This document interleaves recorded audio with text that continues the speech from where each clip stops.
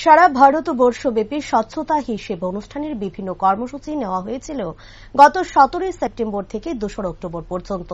তারই অঙ্গ হিসেবে সোমবার উদয়পুর চিলড্রেন পার্ক স্থিত উদয়পুর পুর পরিষদের উদ্যোগে স্বচ্ছতা হি সেবা প্রকল্পের সমাপ্তি অনুষ্ঠান অনুষ্ঠিত হয়। এই অনুষ্ঠানে প্রদীপ প্রজ্বলন ও গান্ধীজির প্রতিকৃতিতে পুষ্পস্তবক দিয়ে শুভ সূচনা করেন উদয়পুর পুর পরিষদের সহকারী পুরপিতা প্রদীপ দেবনাথ। গোমতী জেলা পরিষদের সভাধিপতি ডাবল দেবরায়, মহকুমা জেলার শাসক জয়ন্ত ভট্টাচার্য, অতিরিক্ত পুলিশ সুপার সুমন মজুমদার সহ অন্যান্য ব্যক্তিবর্গরা উদয়পুর শহরকে আবর্জনা মুক্ত, প্লাস্টিক মুক্ত করতে সমাপ্তি অনুষ্ঠান অনুষ্ঠিত হয়। এই অনুষ্ঠানে লোক সমাগমের উপস্থিতি ছিল বেশ সাড়া জাগানোর মতো। আজকে জাতির পিতা মহাত্মা গান্ধীর উদ্দেশ্যে আমাদের এই মেইন অনুষ্ঠান এবং এটার উপলক্ষ্য একটাই, আমাদের শহরকে স্বচ্ছ এবং পরিষ্কার রাখা। এর জন্য এই অনুষ্ঠান একটা সিরিজ অফ অনুষ্ঠান শুরু হয়েছিল গত 15 সেপ্টেম্বর থেকে এবং এটা শেষ হচ্ছে আজকে।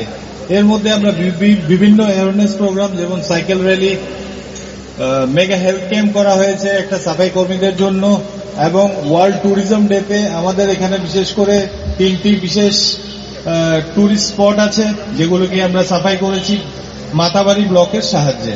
সেগুলি হল গুণবতী গ্রুপ অফ টেম্পলস, ভুবনেশ্বরী মন্দির এবং অবশ্যই আমাদের মাতাবাড়ি। আজকে যদিও এটা সমাপ্তি অনুষ্ঠান, যদিও এটা কিন্তু এই স্বচ্ছতা হি সেবার সমাপ্তি না। আমরা ততদিন সেটা চালিয়ে যাব যতদিন উদয়পুর শহরকে ক্লিন এবং গ্রিন না করব। এই ট্যাগলাইনটা সবসময় দেখা যায় যে Udaipur city is a clean city and a green city, কিন্তু এখনো আমরা সেই অর্থে ক্লিন হতে পারিনি এবং গ্রিনও হতে পারিনি।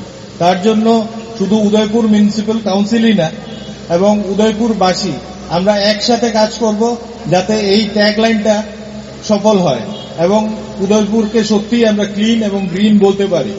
আমি বেশি দীর্ঘায়িত করছি না, সম্মানিত ব্যক্তিবর্গরা আছেন, ওনাদের মূল্যবান বক্তব্য পেশ করবেন।